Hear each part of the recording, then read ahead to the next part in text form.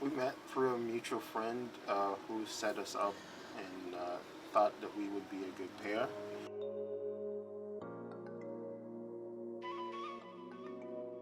So my mother met my father on the island of Zanzibar, Tanzania, and he was in the Peace Corps. When I was a teenager, maybe around 14, 15, 16, for 3 summers, I was able to travel to South Africa and stay with him each summer. And so that was very life-changing for me. Yeah, because he was, helping women in business, women entrepreneurs, helping with like micro enterprises for them. It was just really changed my life. I was able to experience like a year of the apartheid, and then the year after was when Mandela became president. And actually, my father, he worked, hand in hand with Mandela as well, with the State Department. I was born in Mombasa, Kenya, 1978. At the time, my parents were working for local government, so my very early childhood was my dad moving from small town to small town doing different administrative service type of work for the Kenyan government. First, I'm a Muslim, and I grew up in a Muslim household. We were all practicing, but practicing is very different when you're born Muslim from when you make a conscious decision and recognize yourself as a Muslim. My identity as a Muslim became more present to me when I came to the US, where the Muslim population is very small. Then going to college, everybody's like, "Are you a Muslim?" Like, "Of course I'm a Muslim." Like, "What is that?" And then you compound that with, "I'm Kenyan," and when you're in Kenya, I'm black, but I'm just black. It never occurred to me that being black was something. I'm just black. Yeah. For me, it was kind of the opposite. Like for me, I wasn't always wearing hijab, and because I do come from a mixed background, I was looked at as, just, well, what are you? People would always ask me, well, what are you? What are you? Even before I wore hijab. Just dealing with that identity crisis all my life. But then now as I'm older, I just feel like, okay, well, this is who I am. I'm happy that I am of mixed descent. I'm happy that I did have my father teaching me about our African ancestors and about our American Indian culture, and then also, knowing about my mom's family and learning that culture as well.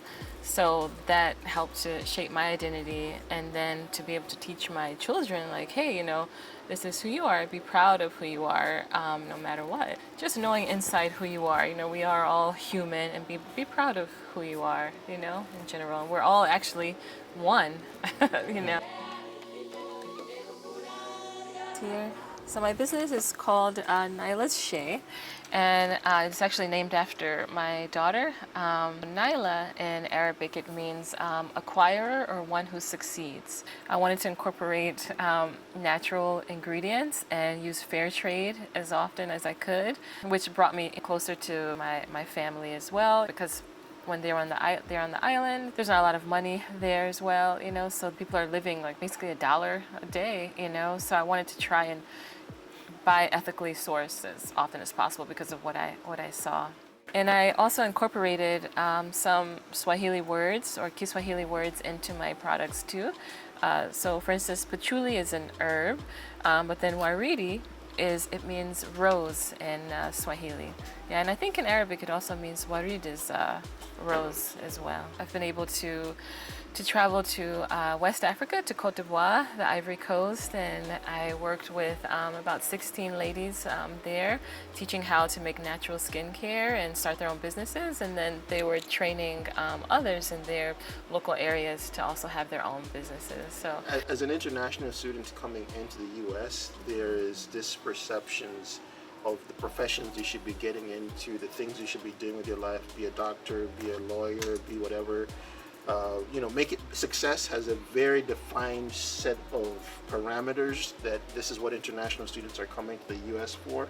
And the path I'm currently on does not quite fit that. I mean, I would see, even when I talk to some of my family members back home and I'm explaining them what I'm doing, is you went all the way to the US and you're not an engineer, you're not a doctor, you're not a lawyer, you're not a politician. What'd you go there for anyways? So it's like public policy enables you to apply your econ, math, computer science interests all into one. You become a jack of all trades. So I get to work with members of the Navajo community, of the Pueblo Laguna, of the Jicarilla, of African Americans, Hispanics, academic institutions, nonprofits, big businesses, to get them all into one room and say, what are the technologies we need to develop to take advantage of the water that's already being used, and we need to just clean it up? What are the technologies we need to develop to actually tap water out of the ground and clean it so that everybody in New Mexico can have access to clean water and power?